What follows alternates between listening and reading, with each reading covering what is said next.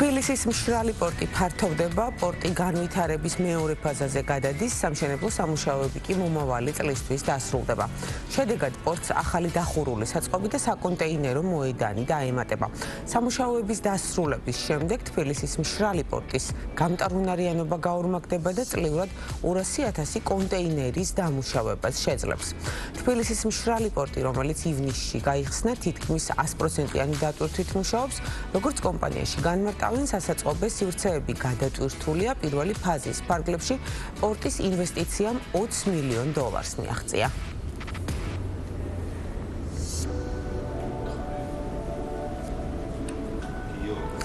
მეორადი საბურავების ჯართის ექსპლუატაციიდან გამოსული მანქანებისა და მათი ნაწილების განთავსება, რეალიზაციის წესის დარღვევისთვის ჯარიმები 5 მაგდება, პარლამენტმა უკვე დაიწყო შესაბამისი კანონპროექტის განხილვა.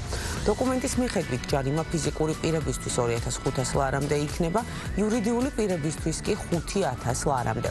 ჯარიმების ზრდა შეეხება ბეტონმზიდი მანქანების გადაადგილებასაც, გზის სავალ ნაწილს და ბეტონის დაღვრვის შემთხვევაში ფიზიკური პირი 2,500 ლარით, ხოლო იურიდიული პირი 5,000 ლარით დაისჯება. გამკაცრებული სანქციები 2026 წლის იანვრიდან ამოქმედდება.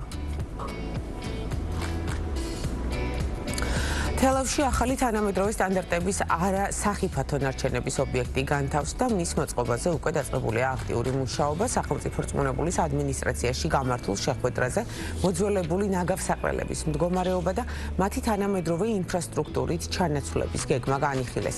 აღინიშნა, რომ ახალი ობიექტების მშენებლობა მნიშვნელოვნად გააუმჯობესებს რეგიონში ეკოლოგიური და სოციალურ-ეკონომიკურ მდგომარეობას და შექმნის სტანდარტებთან შესაბამის ნარჩენების მართვის უსაფრთხო სისტემას. სპარსეთის ყურის ქვეყნებიდან საქართველოში მაღალმხარჯველუნარიანი ტურისტული ნაკადების გაზრდისა და საქართველოს ცნობადობის სასამაღლებლად მარკეტინგული კამპანია გრძელდება ტურიზმის ეროვნული ადმინისტრაციის ორგანიზებით. დუბაიში, რიადსა და ელ-ქუვეითში 20-მდე ქართული კომპანია როუდ შოუებში მონაწილეობდა, რომლის ფარგლებშიც საქართველოს ტურისტული პროდუქტების, ზამთრის კურორტების, ასევე 4 სეზონიანი ტურისტული მიმართულებების შესახებ პრეზენტაციები მოეწყო. B2B ფორმატის ფარგლებში ქართული კომპანიების წარმომადგენლები ადგილობრივ კოლეგებს შეხვდნენ და თანამშრომლობის საკითხები განიხილეს.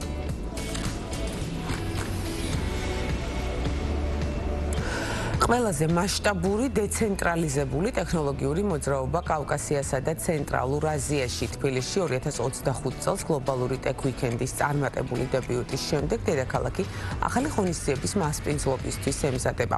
პროექტს 3 ქვეყნის უზბეკეთის, აზერბაიჯანისა და საქართველოს დედაქალაქები უმასპინძლებს. კონკრეტულად რა შედეგები მიიღეს ორგანიზატორებმა, რა გეგმები აქვთ მომავალი წლისთვის და ზოგადად ტექნოლოგიური განვითარების რა ეტაპზეა საქართველოს, სტუმართან Global Tech Weekend-ის თანადამფუძნებელთან ნოდო ივანიძესთან ვისაუბრებთ. მოგესალმებით, ნოდო.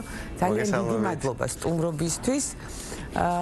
დავიწყოთ საუბარი შედეგებით, რომელიც არის ძალიან სასიამოვნო მოსასმენი, შეიძლება ასეც ითქვას და შთამბეჭდავი ნამდვილად, იმიტომ რომ გავაჭრეთ ჩვენ ძალიან მოკლედ რამდენიმე გეგმა, რაც უკვე 2026-ში თქვენ დაგეგმეთ და ეს არის შედეგი იმ ერთწლიანი პერიოდისა, რაც Global Tech Week-მა 2025-ში მოიტანა.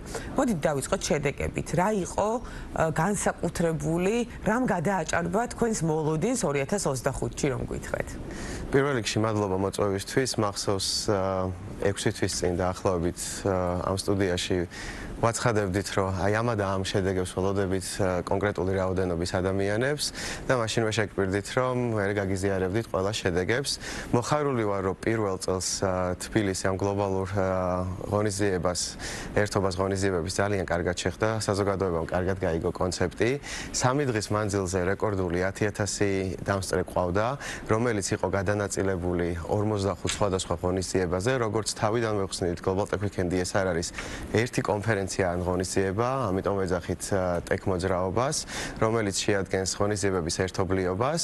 თლიანი ქალაქი ხდება უკვე ღონისძიებების ადგილი და ხალხს შეეძლო თავისი ინტერესების მიხედვით მისულიყვნენ კონკრეტულ ღონისძიებაზე. შედეგები არის ძალიან მაგარი, როგორც ახალგაზრდებისთვის, ასევე ბიზნესებისთვის. რამდენიმე საერთაშორისო კომპანიამ გადაწყვიტა საქართველოსთან ოპერირების გაკეთება, ვინ ჩამოვიყვანეთ.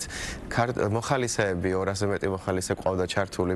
ძალიან ბევრი ლოკალურად დასაქმდა და ასევე მოხარულები ვართ, რომ ამერიკელმა სპიკერებმა რამდენიმე ჰიბრიდულად საქართველოდანვე აიყვანეს სამსახურში და ძალიან ბევრი დაინტერესდა ჩვენი რეგიონის და საქართველოს ეკოსისტემით და რეალურად როგორც ინვესტიციების მოზიდვა, ასევე სხვადასხვა პარტნიორობები, დეტალურ შედეგებს შემდეგ გამოვდებთ, რა თქმა უნდა, ჩვენ ვებსაიტზეც და ონლაინ სივრცეშიც. 5 დეკემბერს გვექნება ამის პრეზენტაცია 2025 წლის შედეგების და ძალიან მოხარული ვართ, რომ თვითონ ეს ფორმატი საზოგადოებამ ძალიან კარგად მიიღო.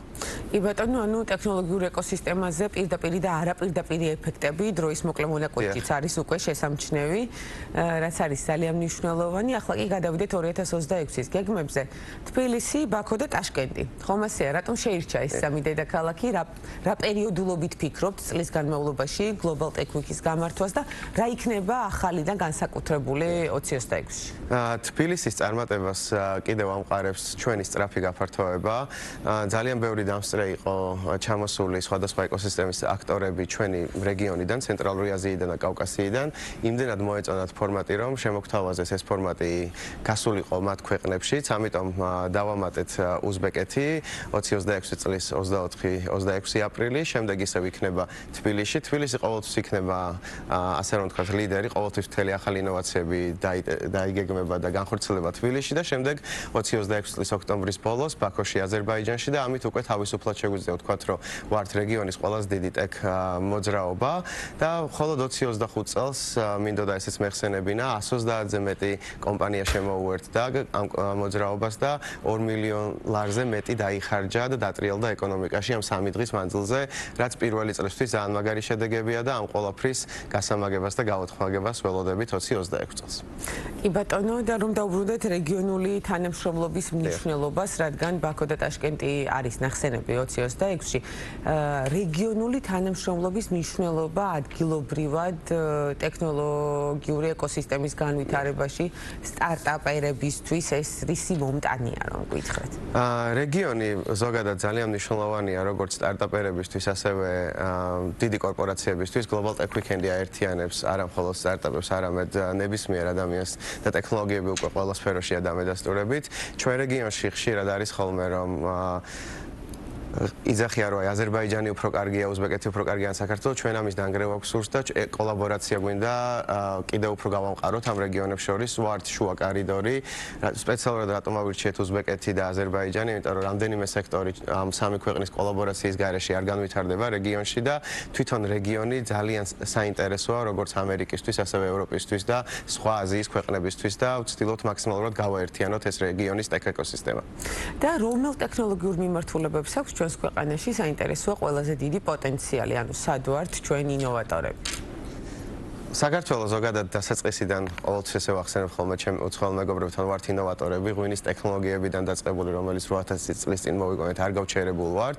საქართველოს თავისი გეოგრაფიული მდებარეობიდან გამომდინარე, ლოჯისტიკა და ენერგიის სექტორი ძალიან საინტერესოა, ასევე ჩვენ შეგვიძლია რომ ძალიან წარმატებულები ვიყოთ ტექნოლოგიებში, რადგან და კრეატივში, ამ 4 მიმართულებას ვავითარებთ ძალიან აქტიურად, იმიტომ რომ პატარა ქვეყნისთვის, სადაც გვაქვს ადამიანური რესურსის კაპიტალი, ძალიან მარტივია ამის ექსპორტი განვახერხოთ. არ ვართ მდიდარი სამწუხარო და არც ბუნებრივი რესურსებით, ამიტომ ვფიქრობ ეს არის ჩვენთვის ძალიან მნიშვნელოვანი და ტურიზმის ტექნოლოგიების, ასე რომ ვთქვათ, ერთ-ერთი საინტერესო სფეროა ჩვენთვის.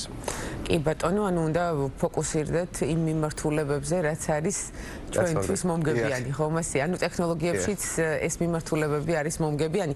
კი ბატონო, გამოწვევებზე ვისაუბროთ ახლა, რაც ძირითადად აფერხებს კიდევ უფრო მეტ და სწრაფ განვითარებას ტექნოლოგიებში. გამოწვევები არის როგორც სტრუქტურულ დონეზე, ასევე თვითონ ინდივიდუალებშიც, ანუ Global Tech Weekend-ით გვინდა ვაჩვენოთ ადამიანებს, რომ ყველაფერი არის შესაძლებელი ამ რეგიონში, თუ ამას დავიჯერებთ და ვირწმუნებთ და Global Tech Weekend-ი არის შესანიშნავი მაგალითი ამის, ხო?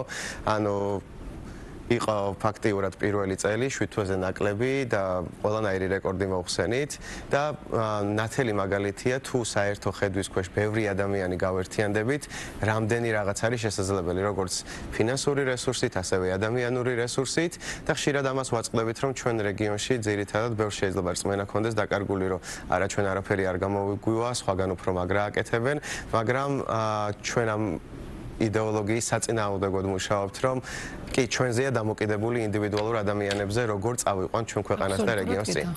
ნუ ტექნოლოგიურ სფეროში ტალანტების თვალსაზრისით რა მდგომარეობა გვაქვს? ეს ზოგადად გამოწვევაა, ხო, მასია? კი. გლობალურად. ჩვენთან რა ხდება ამ ნაწილში?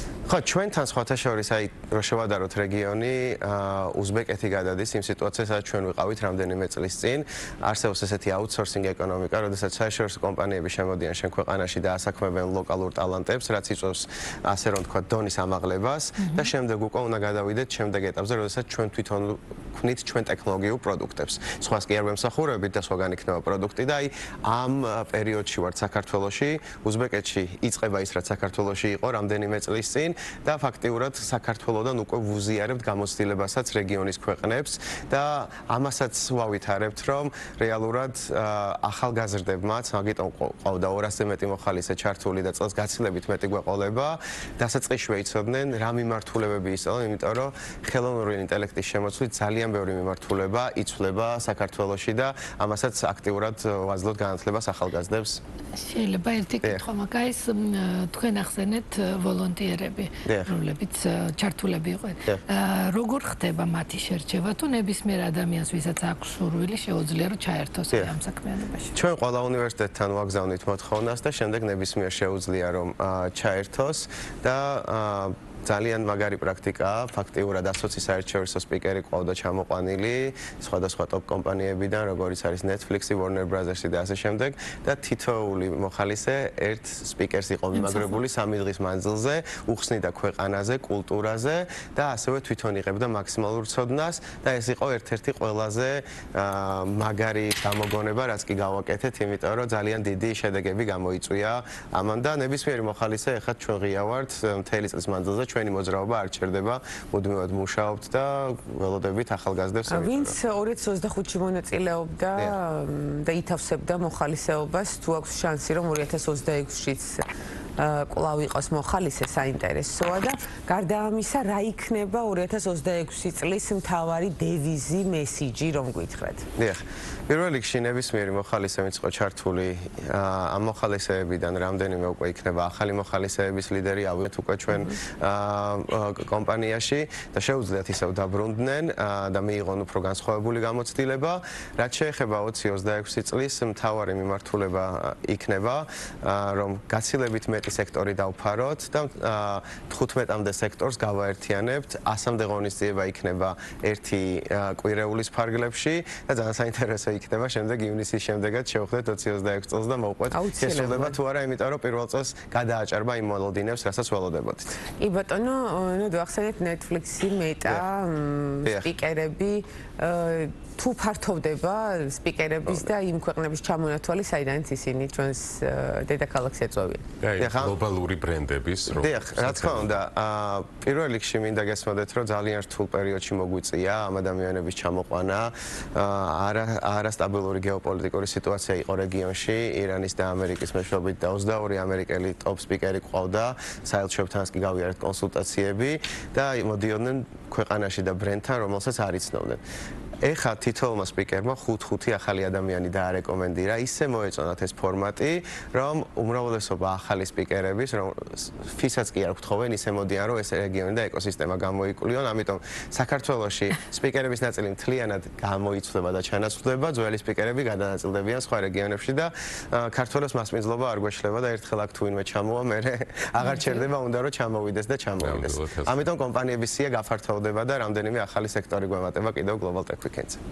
კი ბატონო, საინტერესო რა სექტორებია ისინი, მაგრამ სასაუბრო შემოვიტოვოთ შემდეგი სტუმრობისთვის და ბოლოსკენ მინდა გკითხოთ კერძო და საჯარო სექტორის ურთიერთთანამშრომლობის მნიშვნელობა და ჩვენს ქვეყანაში ხარისხი როგორ მოქმედებს და რა არის შესაძლებელი თქვენი გადმოსახედიდან, რადგან თავიდან ბოლომდე ხართ ჩართული ამ ამბავში და გრძნობთ ამ ყველაფერს თქვენს თავს. პირველ რიგში Global Tech Weekend-ი არის შვენიერი მაგალითი როგორ უნდა ითანამშრომლოს კერძო და საჯარო სექტორმა ჰარმონიულად და ხშირად დიალოგები არის საჭირო თუ ჩაკეტა ერთმანეთთან კარები და არ ესაუბრე ძალიან ხშირად გაგვკეთებია საბოლოო ჯამში საჯაროსაც და კერძო სექტორსაც გვაქვს ერთი მიზანი რომ ქვეყანა განვითარდეს უბრალოდ ჩვენ სხვადასხვანაირად ვხედავთ ქვეყნის სიყვარულს და განვითარებას თუ არ ვისაუბრეთ ეს ვერ მოხდება ვერანაირად და Global Tech Weekend-ში როგორც ვახსენე 130 კომპანიასთან ერთად ჩართული იყო საჯარო სექტორის და ერთობლივად შევძელით რომ ეს ყველაფერი შექმნილიყო ანალოგიურად იქნება 2026 წელსაც და მაქსიმალურად ვუწყობთ ხელს რადგანაც ჩვენ ძალიან ნეიტრალურად ვართ და ობიექტურად ამ ორ სექტორს შორის მოხდეს ხიდების კიდევ უფრო გამყარება და ერთმანეთთან კომუნიკაცია რადგან არ მოხდეს გაუგებრობები და სხვადასხვა მართულებით განვითარება კი ბატონო, ძალიან დიდი მადლობა ნოდო სტუმრობისთვის, საინტერესო ინფორმაციისთვის და რა თქმა უნდა დაგენერირებული შედეგებით უკვე 2026-ში აუცილებლად გელოდებით ჩვენთან. გისურვებთ ბევრ წარმატებას, ნოდო ივანიძე.